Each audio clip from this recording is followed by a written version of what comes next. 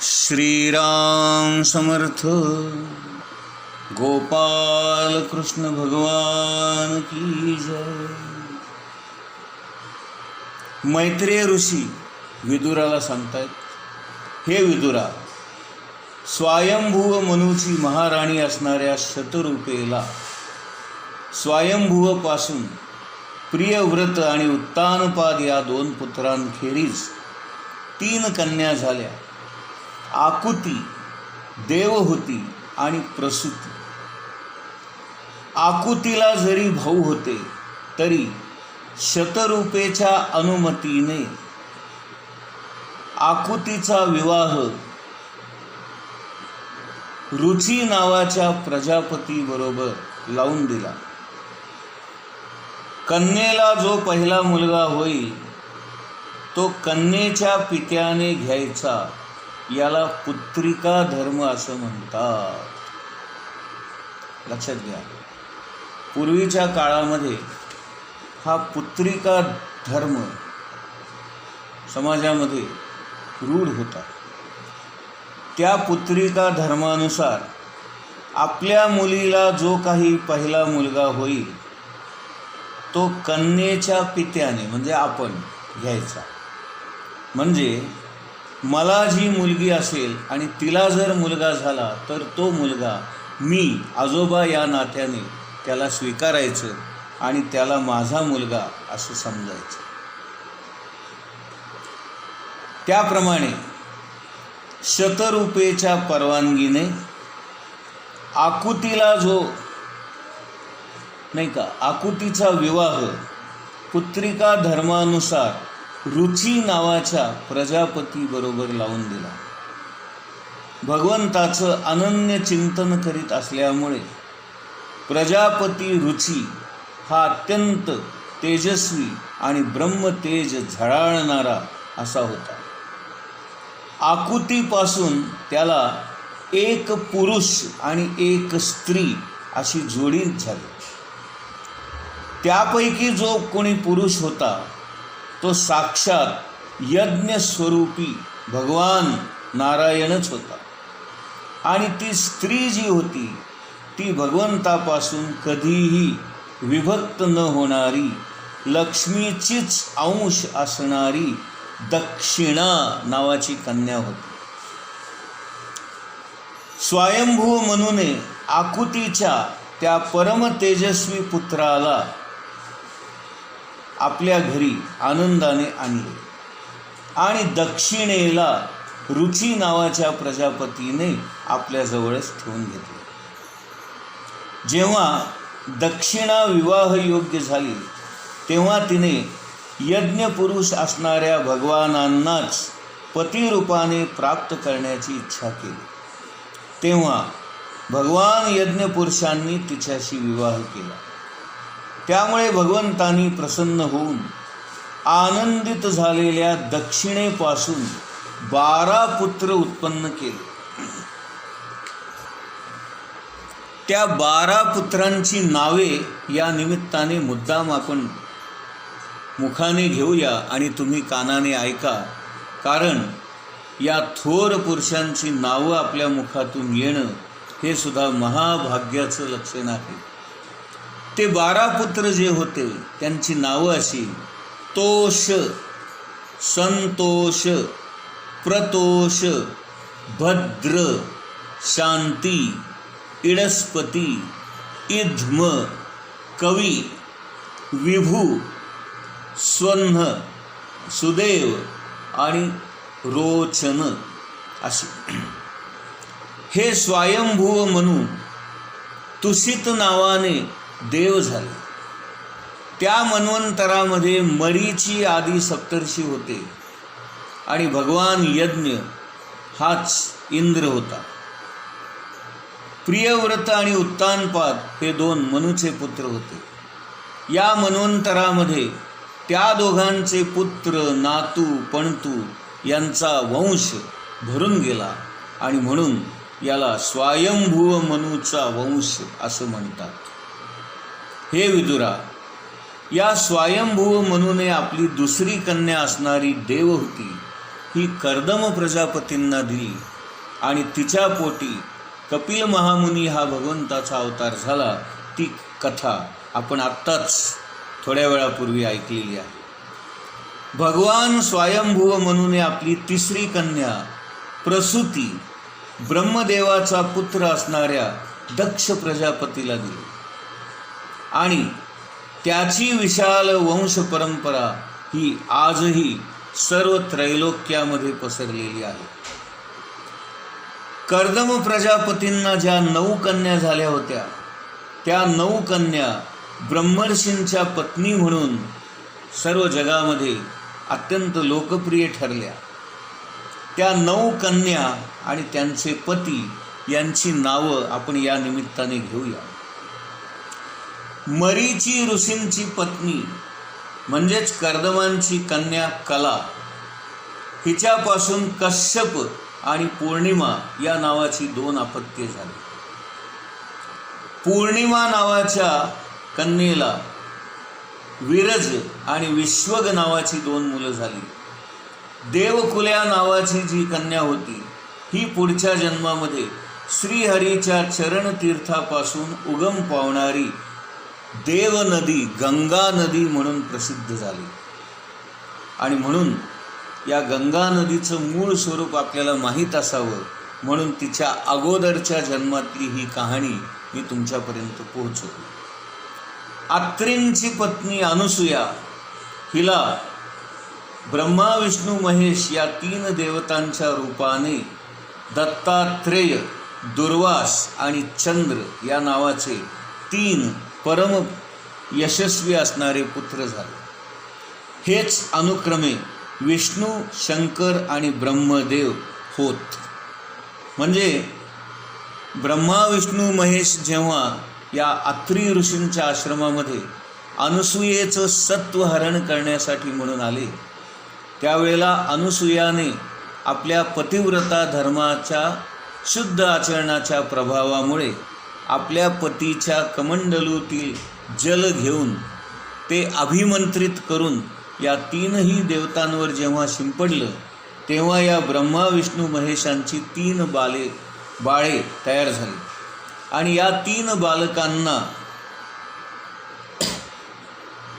पाहून थोड्या वेळाने आलेले अत्री ऋषी अत्यंत आश्चर्यचकित झाले.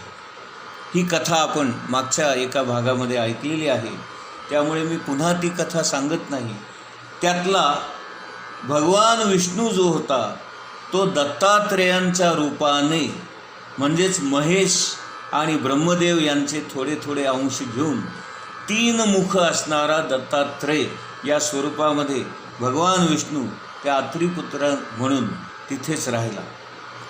नंतर भगवान शंकर जे होते, ते दुर्वास मुनींच्या नावाने प्रसिद्ध झाले आणि ते आपल्या मातापित्यांचा आशीर्वाद घेऊन तिथून निघून गेले आणि पुढे दुर्वास मुनी म्हणून प्रसिद्ध झाले. आणि ब्रह्मदेव जो होता, तो चंद्र या नावाने प्रसिद्ध झाला आणि तो आपल्या स्थानाला निघून गेला. अशा प्रकारे ब्रह्मा विष्णू महेश यांचे 3 बालकांमध्ये रूपांतर झाल्यानंतर त्यांनी अनुक्रमे विष्णूने दत्तात्रेय, भगवान शंकरांनी दुर्वास आणि ब्रह्मदेवानी चंद्र या नावाने आपली पुन्हा अवतार घेतलेले होते. ही सगळी कथा ऐकत असताना विदुर मध्ये मध्ये प्रश्न विचारत होते आणि ते म्हणाले की आम्हाला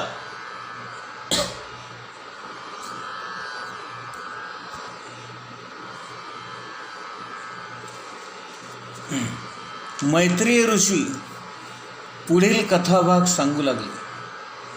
ते आता अंगिरा ऋषींना झालेल्या संतानांचं वर्णन करत आहेत. अंगिरा ऋषींच्या पत्नीचं नाव श्रद्धा आणि हिने 4 कन्यांना जन्म दिला आणि त्यांच्याशिवाय तिला 2 महान असे पुत्र झाले आणि ते म्हणजे एक भगवान उतथ्य आणि अत्यंत ब्रह्मनिष्ठ असणारे बृहस्पती असे 2 पुत्र तिला झाले. आणि स्वायोचित मन्वंतरामध्ये ते विख्यात झाले. पुलस्त्य नावांची जे ऋषी होते, पुलस्त्य नावाच्या ऋषींची हवीरभू नावाची पत्नी होती आणि त्यांच्यापासून अगस्त्य ऋषी आणि महान तपस्वी असणारी विश्रवा असे हे 2 पुत्र त्यांना झाले. अगस्त्य ऋषी पुढील जन्मामध्ये जठराग्नी म्हणून जन्माला आले आणि त्यांनी प्रत्येक प्राणीमात्रांच्या देहामध्ये अन्नपचन करण्याची क्रिया सुलभ व्हावी म्हणून जठराग्नीच्या स्वरूपामध्ये आजही ते प्रत्येक जीवामध्ये अगस्त्य महामुनी उपस्थित असतात आणि त्यांच्या उपस्थितीमुळेच जठराग्नी आजही आपल्या सर्वांच्या जठरामध्ये प्रज्वलित होतो आणि त्यामुळे आपल्या सर्वांचं अन्नपचन सुलभ होतं. विश्रवा नावाच्या मुनींना आपल्या पत्नी इडविडेपासून कुबेर नावाचा यक्षांचा राजा हा त्यांना पुत्र झाला आणि त्यांची दुसरी पत्नी केशिनी हिच्यापासून त्यांना रावण आणि कुंभकर्ण आणि आणखीन एक तिसरा विभीषण या नावाचे पुत्र झाले. आणि हे 3ही पुत्र रामायणामध्ये अत्यंत गाजले. हे कोण होते तर विश्रवा नावाच्या मुनींची पत्नी केशिनी, म्हणजे रावण, कुंभकर्ण आणि विभीषण यांच्या आईचं नाव केशिनी आणि वडिलांचं नाव विश्रवा मुनी. हे सर्वांच्या माहितीसाठी म्हणून मुद्दाम मी इथे सांगतो आहे. त्याच्यानंतर महर्षी पुलह नावाचे जे ऋषी होते त्यांना आपली साध्वी असणारी पत्नी गतीपासून 3 पुत्र झाले. ऋतू नावाची जी पत्नी होती, ऋतू नावाच्या ऋषींची जी पत्नी होती तिचं नाव क्रिया. तिने ब्रह्मतेजाने तळपणाऱ्या 60,000 वालखिल्य नावाच्या ऋषींचा जन्म दिला. वशिष्ठ महामुनी त्यांची पत्नी ऊर्जा किंवा तिचंच आणखीन एक नाव म्हणजे अरुंधती या जोडीपासून चित्रकेतू नावाचा गंधर्व आणि 7 सप्तर्षी यांचा जन्म या जोडीकडून झाला. वशिष्ठ महामुनी आणि त्यांची पत्नी ऊर्जा यांच्यापासून 7 सप्तर्षी जे आहेत त्यांचा. आता या 7 सप्तर्षींची नावं त्यांनी मुद्दाम इथे दिलेली आहेत. चित्रकेतू, सुरोची, विरजा, मित्र, उल्बन, वसुभृद्यान आणि द्युमान असे हे 7 महर्षी म्हणा किंवा ब्रह्मर्षी म्हणा यांचा जन्म या जोडीपासून झाला. त्यांची दुसरी पत्नी शक्ती, हिला अजून काही पुत्र झाले. अथर्व नावाच्या महामुनींची चित्ती नावाची एक पत्नी होती आणि तिच्यापासून दधीची नावाचे ऋषी झाले. या दधीची ऋषींची कथा आपल्याला भागवतामध्येच पुढे ऐकायची आहे. नंतर भृगू नावाचे जे ऋषी आहेत हे अत्यंत संतापी होते आणि ब्रह्मा, विष्णू, महेश या 3 देवतांमध्ये कोण शांत आहे आणि कोण अपमान सहन करू शकतो याची परीक्षा घेण्यासाठी म्हणून स्वतः भृगू ऋषी ब्रह्मदेव आणि महादेव यांच्याकडे गेले. परंतु या दोघांनाही क्रोध करताना पाहून ते तिथून माघारी परतले. त्याच्यानंतर भृगू ऋषी नारायणाकडे आले, म्हणजेच विष्णूकडे आले आणि विष्णूने त्यांचे आदरातिथ्य करून स्वागत केले. परंतु या भृगू ऋषींनी विष्णूंना राग यावा म्हणून मुद्दाम त्यांच्या छातीवर लाथ मारली. यांनी लाथ मारलेली असून सुद्धा, एवढा मोठा अपमान होऊन सुद्धा विष्णू अत्यंत शांत राहिले. अत्यंत प्रेमळ आणि सुहास्य वदनाने त्यांनी त्यांच्याबरोबर संवाद केला आणि अत्यंत प्रेमाने भृगु ऋषींना विचारलं, हे ब्रह्मन, आपण मला लाथ मारल्यामुळे आपल्या पायाला तर लागलं नाही ना, आपल्या पायाला वेदना तर नाही ना झाल्या. अशा प्रकारे अत्यंत शांत आणि विनम्र भावाने त्या भृगु ऋषींची त्यांनी विचारपूस केल्यामुळे भृगु ऋषी अत्यंत आनंदित झाले आणि त्यांनी भगवान नारायणांना म्हणजेच विष्णूंना अत्यंत प्रेमाने आशीर्वाद दिले आणि तुम्ही या सर्व जगामध्ये अत्यंत शांत आणि समाधानी आहात अशी आपली एक पावती त्यांना दिली. हेच भृगु ऋषी ज्यांनी मारलेली लाथ भगवंतांनी श्रीवत्सलांछन या नावाने आपल्या छातीवर आयुष्यभर त्या लाथ मारलेल्या पावलाची खूण जपून ठेवली. असे हे भृगु ऋषी आणि त्यांची ख्याती नावाची पत्नी, यापासून त्यांना धाता आणि विधाता या 2 नावाचे पुत्र झाले. श्री नावाची एक कन्या झाली. मेरू ऋषींची आयती आणि नियती या नावाच्या कन्या धाता आणि विधाता यांना दिल्या आणि त्यांचा विवाह झाला आणि त्यापासून त्यांना पुत्र झाले. त्या पुत्रांपैकीच एक मार्कंडेय आहे आणि म्हणून मार्कंडेय नावाचं जे पुराण आहे त्या पुराणाचे हे मूळ पुरुष म्हणून यांचा आपण उल्लेख केला. गोपाल कृष्ण भगवान की जय.